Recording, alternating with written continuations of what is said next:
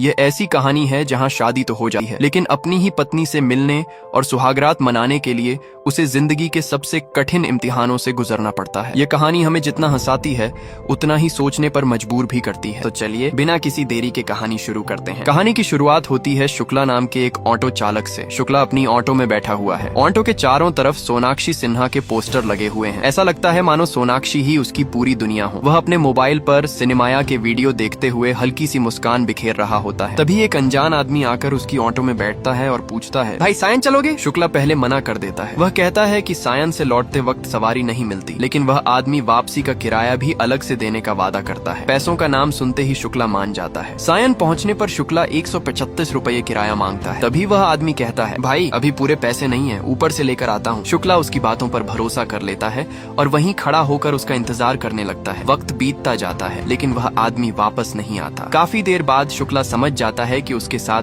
ठगी हो चुकी है। निराश होकर वह सड़क किनारे एक चाय की दुकान पर बैठ जाता है। चाय वाला उसे देखकर पूछता है, क्या तुम्हें भी उसी ने ठगा? शुक्ला हैरान रह जाता है। तब चाय वाला बताता है कि वह आदमी अक्सर बीमार माँ का बहाना बनाकर ऑटो वालों को बुलाता है और पैसे दिए बिना भाग जाता है। शुक्ला के चेहरे पर गुस्सा और बेबसी साफ झलकने लगती है। शाम को शुक्ला अपने दोस्तों के साथ छत पर बैठकर शराब पी रहा होता है। दोस्त मजाक उड़ाते हुए कहते हैं, अरे शुक्ला तेरी शादी हो रही है, अब तो तेरी लाइफ खत्म। दोस्त ठहाके लगाते हैं और फिर शुक्ला से पूछते हैं, वैसे बता सुहागरात का क्या प्लान है? शुक्ला गर्व से सीना चौड़ा करके कहता है, मैंने बहुत सी ब्लू फिल्में देखी हैं, मुझे सब पता है। लेकिन उसके दोस्त फिर से मजाक उड़ाते हैं, अरे तू तो ब्राह्मण है, तूने तो आज तक किसी लड़की को छुआ भी नहीं होगा। ये सुनकर शुक्ला को हल्का सा गुस्सा आ जाता है। वह गंभीर होकर कहता है, अगर मैं किसी लड़की की इज्जत करता हूँ तो इसमें बुराई क्या है? मैं अपनी पत्नी को किसी की भी गंदी नजर से बचाऊंगा, चाहे वो मेरे दोस्त ही क्यों ना हो। कुछ दिनों बाद शुक्ला की शादी लक्ष्मी नाम की एक खूबसूरत लड़की से हो जाती है। लक्ष्मी जैसे ही घर में प्रवेश करती है, घर छोटा होने के बावजूद पूरा मोहल्ला उसे देखने उमड़ पड़ता है। शुक्ला की माँ बच्चों को बाहर भगा देती है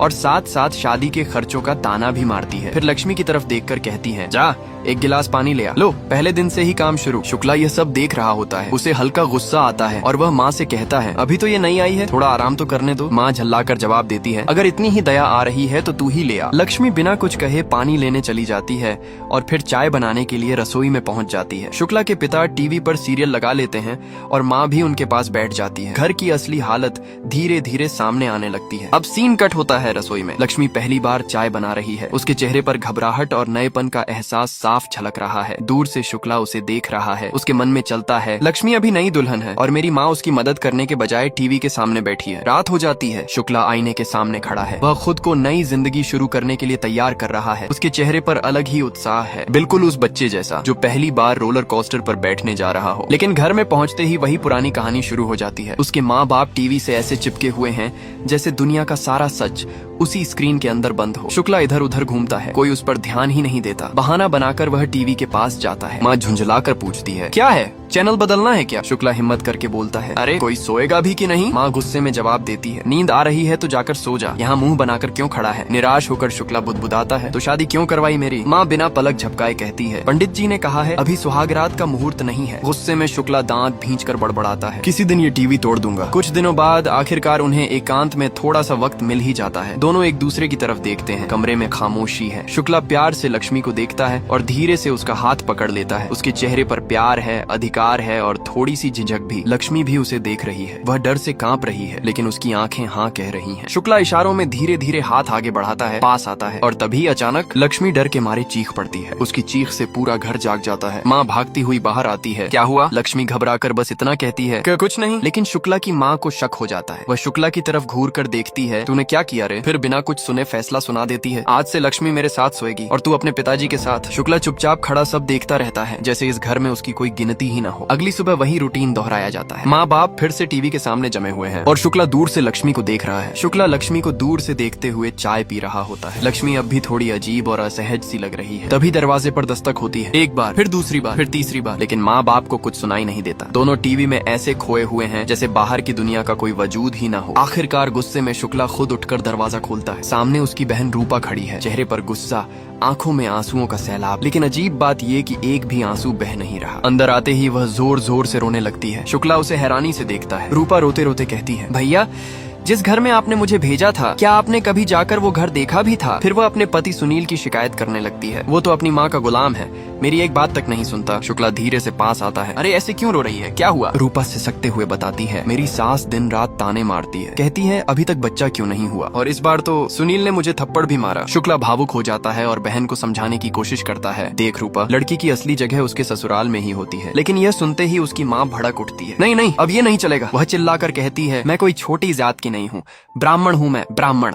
हम दबकर रहने वाले लोग नहीं हैं। जब तक सुनील अलग घर नहीं लेता, मेरी बेटी वहाँ वापस नहीं जाएगी। शुक्ला बिना कुछ कहे बस सिर हिला देता है। ठीक है। ये पूरा तमाशा लक्ष्मी चुपचाप खड़ी होकर देख रही होती है। जहाँ एक नई दुल्हन को इस घर में खुश होना चाहिए था, वहाँ वह हर दिन कोई न कोई नया ड्रामा देख रही थी। कुछ देर बाद सब फिर से टीवी के सामने आकर बैठ जाते हैं, माँ, पिताजी, रूपा और मजबूरी में लक्ष्मी भी। तभी रूपा लक्ष्मी की तरफ देखकर कहती है, सर दर्द हो रहा है, एक कप चाय बना दे। यहाँ एक बात साफ नजर आती है, रूपा उसे भाभी तक नहीं कहती। लक्ष्मी कुछ नहीं बोलती, बस चुपचाप उठती है और रसोई की तरफ चली जाती है। शुक्ला बाहर जाने की तैयारी कर रहा होता है। घर के हालात देखकर उसका मन भी भारी हो चुका है। जाते जाते वह ऊपर देखता है जहाँ लक्ष्मी खड़ी है और उसे ही देख रही है। दोनों की आंखों में बहुत सी अनकही बातें तैर रही हैं। शुक्ला एक पल के लिए नजरें मिलाता है और बिना कुछ कहे घर से बाहर निकल जाता है। कुछ देर बाद शुक्ला अपने ऑटो के मालिक के पास चाबी लेने पहुंचता है। वह कई दिनों की छुट्टी पर था। मालिक उसे देखकर मजाक करता है, अरे शुक्ला, अब तो सोनाक्षी के फोटो हटा दे, अब तो भाभी आ गई है, गुस्सा करेंगी। शुक्ला बस हल्की सी मुस्कान देता है और चुपचाप वहाँ से निकल जाता है। दिन भर जिंदगी की दौड़ में उसकी ऑटो में तरह तरह के लोग बैठते हैं। हर कोई अपनी अपनी परेशानियों में डूबा हुआ है, लेकिन शुक्ला शांत स्वभाव का इंसान है। कई बार वह दूसरों की बातें सुनता ही नहीं, बस चुपचाप ऑटो चलाता रहता है। शाम को थक हार कर वह समुद्र के किनारे जाकर बैठ जाता है। वहाँ वह थोड़ी सी शांति ढूंढने की कोशिश करता है। इधर घर में शुक्ला की माँ रूपा के बालों में तेल लगा रही होती है। वहीं शुक्ला के पिताजी सोफे पर पसरे हुए हैं, दिन भर टीवी देखकर थक चुके हैं। तभी फोन की घंटी बजती है। सब समझ जाते हैं ये कॉल लक्ष्मी के लिए है। लक्ष्मी थोड़ा घबरा जाती है, वह नर्वस हो जाती है, उठाए या ना उठाए। आखिरकार हिम्मत करके फोन उठा लेती है। सीन अब फोन कॉल पर कट होता है। लक्ष्मी शर्मा रही है, हल्की सी मुस्कान के साथ जी और हाँ में जवाब दे रही है। दूसरी तरफ शुक्ला लगातार बोलता जा रहा है, जैसे अपने मन का सारा बोझ फोन के उस पार हल्का कर रहा हो। दूर से शुक्ला की माँ ये सब देख रही होती है। लक्ष्मी को खुश देखकर उसके अंदर कहीं जलन सुलगने लगती है। किससे बात कर रही है? वह झपट कर फोन छीन लेती है और सीधे शुक्ला से कहती है, घर आते वक्त कुछ सामान लेते आना। शुक्ला एकदम घबरा जाता है, हाँ मैं तो घर ही आ रहा था। माँ फोन काट देती है और ताना मारती है। लड़का तो जैसे दीवाना ही हो गया है। लेकिन शुक्ला उस छोटी सी कॉल में भी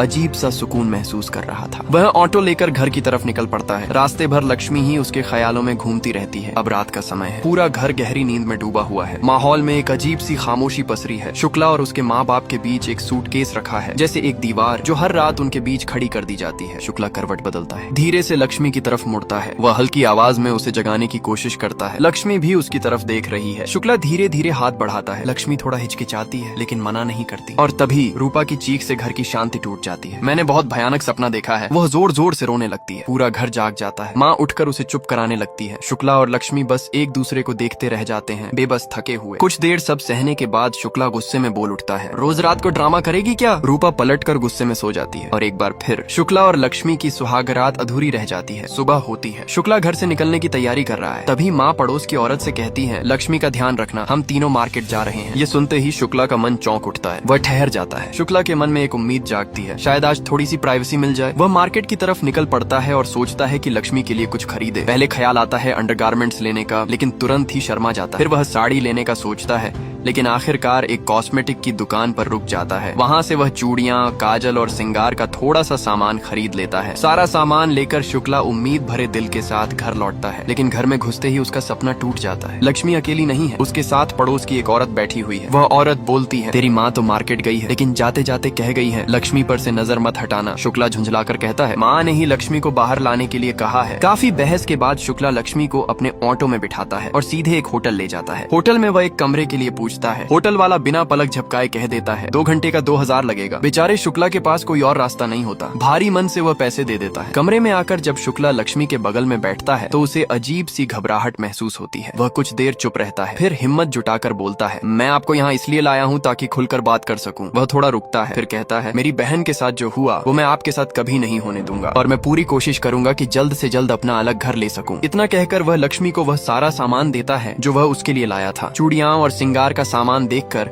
लक्ष्मी के चेहरे पर पहली बार खुलकर खुशी दिखती है। कमरे का माहौल थोड़ा हल्का होता है। दोनों धीरे धीरे करीब आने ही वाले होते हैं, तभी अचानक दरवाजा खुलता है। 2 पुलिस वाले अंदर आते हैं और बिना कुछ सुने दोनों को बाहर ले जाते हैं। एक पुलिस इंस्पेक्टर रूखे लहजे में शुक्ला से पूछता है, किसकी है ये, कहाँ से लाया इसे? बेचारा शुक्ला हक्का बक्का रह जाता है। शुक्ला इंस्पेक्टर को समझाने की कोशिश करता है, सर ये मेरी पत्नी है, आप जैसा समझ रहे हैं वैसा कुछ भी नहीं है। लेकिन इंस्पेक्टर उसकी एक भी बात नहीं सुनता, उल्टा गुस्से में आकर शुक्ला को एक जोरदार थप्पड़ मार देता है। अब शुक्ला घबराते हुए अपनी जेब से मोबाइल निकालता है और शादी की तस्वीरें दिखाने लगता है। फोटो देखते ही दोनों पुलिस वालों के चेहरे का रंग बदल जाता है। तब इंस्पेक्टर हवलदार से झुंझलाकर कहता है, यही नमूना मिला था तुझे मेरा टाइम बर्बाद करने के लिए। बिना किसी माफी के दोनों पुलिस वाले पलट जाते हैं। बेचारे शुक्ला और लक्ष्मी टूटे हुए मन से घर लौट आते हैं। कुछ देर बाद शुक्ला के घर वाले भी मार्केट से वापस आ जाते हैं। लक्ष्मी को इस हालत में देखकर रूपा चौंक जाती है। अब सबको समझ में आ जाता है कि लक्ष्मी के पहने हुए नए गहने और सिंगार शुक्ला ने ही खरीद कर दिए हैं। उस रात शुक्ला देखता है कि लक्ष्मी उसके बगल में नहीं है, वह घर से बाहर आंगन में बैठी होती है। आज के पूरे हादसे को याद करके चुपचाप रो रही होती है। लक्ष्मी को इस हालत में देखकर शुक्ला का दिल भी भर आता है। वह कुछ कहना चाहता है लेकिन शब्द नहीं मिलते। अगला दिन शुक्ला फिर से ऑटो चलाने निकलता है। उसकी ऑटो में एक लड़की आकर बैठती है। रास्ते भर उसकी बातें सुनकर शुक्ला को पता चलता है कि उसका पहले से एक बॉयफ्रेंड है, लेकिन इसके बावजूद वह किसी और लड़के के साथ भी चक्कर चला रही है। शुक्ला उसे उसके अपार्टमेंट तक छोड़ देता है। लड़की उसे 2000 का नोट थमा देती है। शुक्ला हिचकिचाकर कहता है, मैडम मेरे पास छुट्टा नहीं है। लड़की झुंझलाकर बोलती है, छुट्टा नहीं है, ये तुम्हारा काम है, छुट्टा रखना। शुक्ला शांति से समझाता है, मैडम रोज रखता हूँ लेकिन आज नहीं है, और वैसे भी आप ही मेरी आज की पहली पैसेंजर हैं। लड़की ताना मारते हुए कहती है, छुट्टा नहीं तो भाड़ा भी नहीं। ये सुनकर शुक्ला कुछ पल चुप रहता है। उसके चेहरे पर वही पुरानी थकान और बेबसी लौट आती है। जिंदगी जैसे हर मोड़ पर उसे ही आजमाने बैठी हो। ये कहकर वह लड़की पलटती है और अपने घर की तरफ बढ़ने लगती है। शुक्ला तुरंत ऑटो से उतरता है और घबराकर बोलता है, मैडम आप मुझे वो 2000 का नोट दे दीजिए, मैं अभी इधर उधर जाकर छुट्टा ले आता हूँ। इतना सुनते ही लड़की का चेहरा बदल जाता है। वह तेज आवाज में कहती है, तुम्हारी हिम्मत कैसे हुई मुझे छूने की? क्या तुम मेरा फायदा उठाना चाहते हो? उसी वक्त वहाँ एक अंकल आ जाते हैं। लड़की तुरंत रोने धोने का नाटक करते हुए कहती है, अंकल जी देखिए ये ऑटो वाला मुझे बिना वजह छेड़ रहा है। रास्ते भर ऑटो के मिरर से मुझे घूरता रहा। शुक्ला कुछ समझ पाता उससे पहले ही वहाँ उस लड़की का बॉयफ्रेंड भी आ जाता है। लड़की उसके साथ जाते हुए झर घोल देती है। ऐसे लोगों की वजह से ही हम लड़कियां अकेले बाहर नहीं निकल पाती। अकेली लड़की दिखी नहीं कि नियत बदल जाती है। और देखो इसके ऑटो में सोनाक्षी के फोटो ठूस ठूस कर लगे हैं। ये सब कहकर वह लड़की बिना भाड़ा दिए वहाँ से चली जाती है। शुक्ला वहीं खड़ा रह जाता है, बेइज्जती, गुस्से और बेबसी से भरा हुआ। इधर दूसरी तरफ शुक्ला की माँ, बहन और लक्ष्मी मार्केट पहुंची होती हैं सब्जी खरीदने। लक्ष्मी को अकेला पाकर रूपा उससे धीरे से पूछती है, वैसे भाभी तुम्हारी और भैया की सुहागरात हुई या नहीं? लक्ष्मी थोड़ी झिझकते हुए जवाब देती है, हम दोनों के बीच अभी तक कुछ भी नहीं हुआ। ये सुनते ही रूपा हंसते हुए उसे चिढ़ाने लगती है, अरे अभी तक कुछ भी नहीं? जब मेरी नई नई शादी हुई थी मेरा पति तो मुझे पल भर के लिए भी नहीं छोड़ता था, जहाँ मौका मिला वहीं शुरू हो जाता था। लक्ष्मी चुप रह जाती है। रात हो जाती है। शुक्ला किसी सुनसान जगह पर ऑटो रोकता है। एक एक करके वह उन ऑटो से सोनाक्षी सिन्हा के सारे फोटो निकालता है और उन्हें फाड़ कर फेंक देता है। फिर वह अपने दोस्तों के पास चला जाता है शराब पीने। नशे में डूबा हुआ वह अपनी पूरी हालत उन्हें सुनाने लगता है, अपनी शादी, घर का माहौल, बेइज्जती, बेबसी, सब कुछ। उसके दोस्त उसे घेर कर बैठे हैं। शुक्ला के दोस्त उस पर तंज कसते हैं, जो भी कहो शुक्ला, लेकिन तुम में हिम्मत नहीं है। तुम अपनी माँ और बहन को उफ तक नहीं कह सकते। नया घर कहाँ से खरीदोगे और अपनी पत्नी को खुश कैसे रखोगे? ये बातें शुक्ला के दिल में गहराई तक चुभ जाती हैं। जोश में और ज्यादा शराब पीकर वो सीधे घर पहुंचता है। घर में वही पुराना सीन चल रहा होता है। सब लोग टीवी में सीरियल देखने में डूबे होते हैं। शुक्ला बिना कुछ कहे आगे बढ़ता है और एक झटके में टीवी बंद कर देता है। सब चौंक जाते हैं। उसे देखते ही रूपा लक्ष्मी से कहती है, लक्ष्मी जाकर इसके लिए खाना लगा दे। तभी शुक्ला जोर से बोलता है, लक्ष्मी कहीं नहीं जाएगी। सब उसकी तरफ देखते हैं। वो तुम्हारी गुलाम नहीं है। अगर खाना चाहिए तो खुद जाकर बनाओ। बड़ी आई यहाँ हुक्म चलाने वाली। हुक्म चलाना है तो अपने पति के सामने जाकर चलाओ। वह सबको खरी खोटी सुना देता है और बिना कुछ और बोले जाकर सो जाता है। अगली सुबह शुक्ला देखता है कि रूपा मोबाइल में रिचार्ज कराकर कहीं जाने की तैयारी कर रही है। उसे शक होता है और वह चुपचाप अपनी बहन का पीछा करता है। रूपा एक सुनसान जगह पर रुककर अपने पति को फोन लगाती है। दूसरी तरफ से आवाज आती है, रूपा प्लीज मुझे माफ कर दो, मैं सब ठीक कर दूंगा। उसी वक्त शुक्ला वहाँ पहुँच जाता है। शुक्ला को देखते ही रूपा झट से फोन काट देती है और कल रात वाले पूरे कांड की शिकायत करने लगती है। असल में कल रात शुक्ला ने जो कुछ कहा था वही बातें रूपा के दिल में भी कहीं दबी हुई थी। रूपा की असली परेशानी कुछ और ही थी। उसका ससुराल भी शुक्ला के घर जैसा ही छोटा था। उसी घर में सास, ससुर, रूपा, उसका पति और देवर सब एक साथ रहते थे। घर का पूरा खर्च सिर्फ रूपा के पति की कमाई से चलता था। देवर कोई काम धंधा नहीं करता था, हर वक्त घर में पड़ा रहता था, बिल्कुल अपने पिता की तरह। कुछ साल पहले रूपा के पति ने अपने भाई को दुकान लगवा कर दी थी, लेकिन रूपा के देवर ने वो बिजनेस भी, रूपा की सास उसे हर दिन ताने मारती रहती थी। अब तक बच्चा नहीं हुआ, अब भी बांझी है। इसी बात को लेकर रूपा लगातार अपने पति से अलग घर लेने की जिद करती रहती थी, लेकिन उसका पति हर बार अपने माँ बाप की मजबूरी गिनाने लगता था। यही सब बातें धीरे धीरे झगड़े में बदल गई थीं। इसके बाद शुक्ला खुद जाकर रूपा के पति से बात करता है और उसे अपने घर ले आता है। घर पहुंचते ही रूपा का पति शर्मिंदगी के साथ कहता है, रूपा, मुझसे बहुत बड़ी गलती हो गई, मुझे तुम पर हाथ नहीं उठाना चाहिए था, प्लीज वापस घर चलो। लेकिन तभी रूपा की माँ बीच में बोल पड़ती है, मेरी बेटी कहीं नहीं जाएगी, अगर तूने इसका ख्याल रखा होता तो अब तक अलग घर ले चुका होता। बेचारा रूपा का पति चुप रह जाता है। वह अपने माँ बाप और बेरोजगार भाई की जिम्मेदारी के बोझ तले दबा हुआ था। इसी बीच शुक्ला अपनी माँ से साफ साफ कह देता है, अब दिक्कत क्या है? जब रूपा खुद उसके साथ जाना चाहती है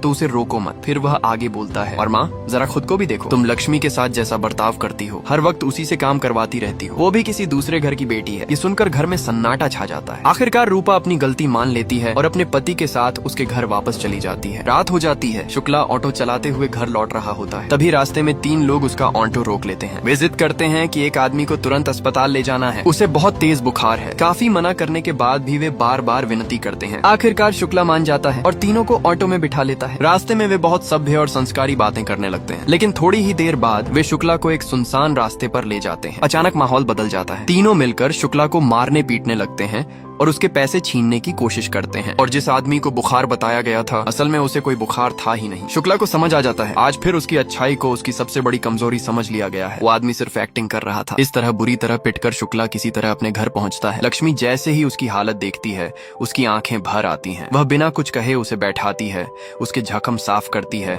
और मरहम पट्टी करने लगती है। आज पहली बार दोनों खुलकर बात करते हैं, बिना डर, बिना झिझक। लक्ष्मी प्यार से उसका ख्याल रखती है और शुक्ला को एहसास होता है कि उसे पहली बार सच में अपनापन मिला है। अगले दिन एक अजीब सा सुकून घर में महसूस होता है। टीवी बंद है। पूरा परिवार एक साथ बैठकर चाय पी रहा है। पहली बार सब अपने अपने दिल की बातें कर रहे हैं, बिना ताने, बिना चिल्लाहट। कुछ वक्त बाद शुक्ला लक्ष्मी को समुद्र किनारे ले जाता है। लहरों की आवाज के बीच दोनों बैठकर अपनी जिंदगी, अपने डर और अपने सपनों के बारे में बातें करते हैं। वहीं से उनके रिश्ते की एक नई शुरुआत होती है, जहाँ भरोसा है, समझ है और सम्मान है। इसी के साथ शुक्ला और लक्ष्मी की कहानी यहीं खत्म होती है। अब सवाल आपसे है, अगर आप शुक्ला की जगह होते तो क्या करते? कमेंट में जरूर बताइएगा। मिलते हैं एक और अनोखी कहानी के साथ।